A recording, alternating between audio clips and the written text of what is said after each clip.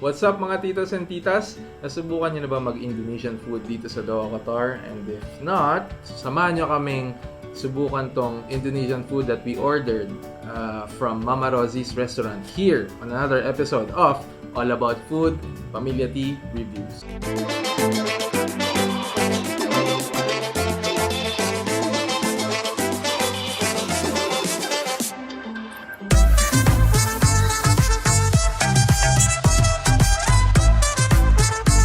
Yung mga past reviews natin, sinubukan natin sweets and good for coffee, good for tea. Now, subukan natin naman for dinner. Pero something different, which is Indonesian cuisine. We didn't order this from a home food seller, but rather a restaurant. It's called Mama Rozie's. This is their page. First time namin siya ito-try. Yeah, first time namin ito try. So, kasama nyo kami sa first time namin. And they specialize in Indonesian, Malaysian cuisine. And they have some bit of Filipino food. We ordered 3 different items, which is mi laksa. I'm not sure if some of you guys know it. It's actually originated from Indonesia, Malaysia, and Singapore. And mi pangsit goreng, which is Indonesian style pansit canton. Parang yun lang yung alam kong name ng food, goreng. The rest, Goreng, yeah, goreng. parang kakaiba na talaga siya. And iga bakar. Iga bakar is beef ribs, but they call it iga bakar in Indonesia. Yan. Ito yung... Gusto ko yung mga ganito nilang sauce. You call it sambal. Yes. Ito yung iga bakar. So, it's beef ribs. Ano? Mi laksa. This laksa noodles. So, magkahiwalay yung broth, niya, yeah, yung broth sa noodles. And, interesting. Kasi ito niya, oh. Ano ba yan? Ewan ko, may bagoong. Bagoong. And this is their mi pangsit goreng pala. Kaya mara to actually. Let's try it out. Let's try it out na. Habang mainit-init pa. Alright, subukan natin yung iga bakar yung order. Kasi ako pumili nito sa bakeries yung laksa. Yes, so that's... Oh, lambot! Wow! Natanggal na siya sa... natanggal na siya doon sa buto. And it's very tender. Let's try it out.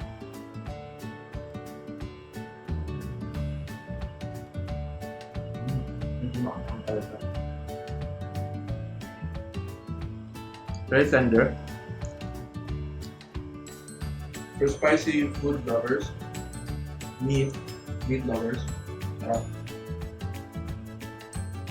sarap sa kanin. Try out naman natin yung mi pangsit. Umiyak si Andres. Nagising na. That's the mi pangsit. Not sure if you can see it. Yung parang crispy na chips. And yung parang veggies on the side. Kasi try it out.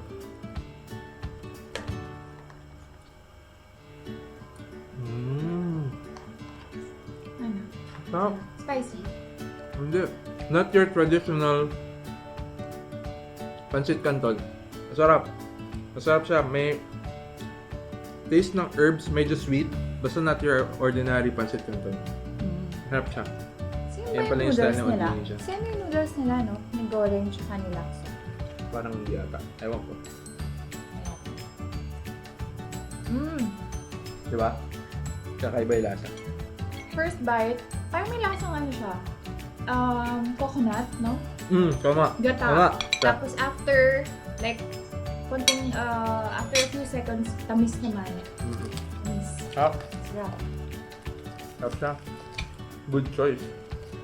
Parang yung flavor nila, parang ang very rich, no? Salty, sweet, spicy. Tikman mo to. Ito, try natin yung laksa nila. Manghang. Papawisan na ako.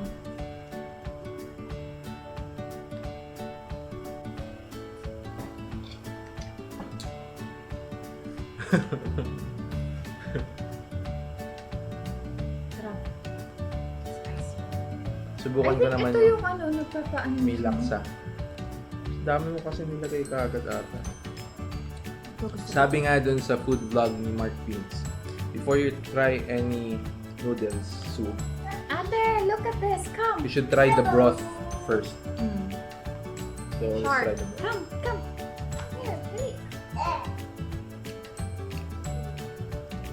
Manghang nga.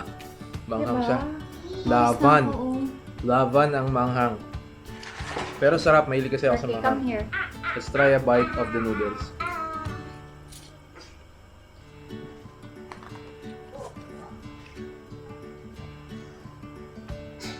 Sarap. Ito yung side dish nung goreng. Sabi ko mahilig kami sa spicy pero parang ibang level yung spiciness nito. No? Dito ako sa Iga Bakar ko. Pawis ka na. Pawis na rin ako.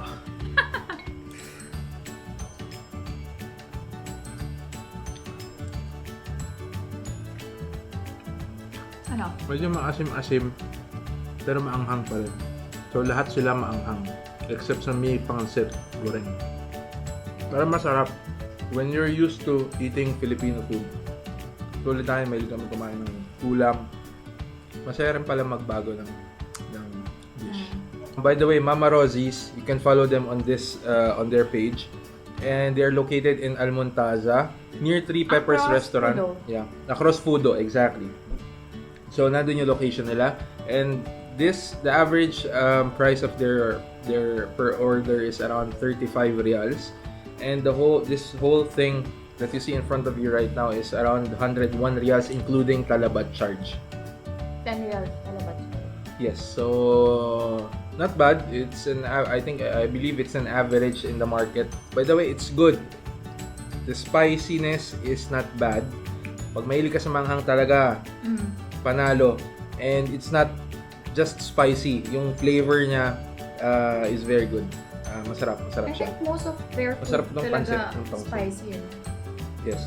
So, that's it again for another episode of All About Food, Pamilya Tea Reviews. And thank you again for watching. Don't forget to like, share, and subscribe to our YouTube channel, Pamilya Tea Vlogs, for more of our food reviews. Peace out.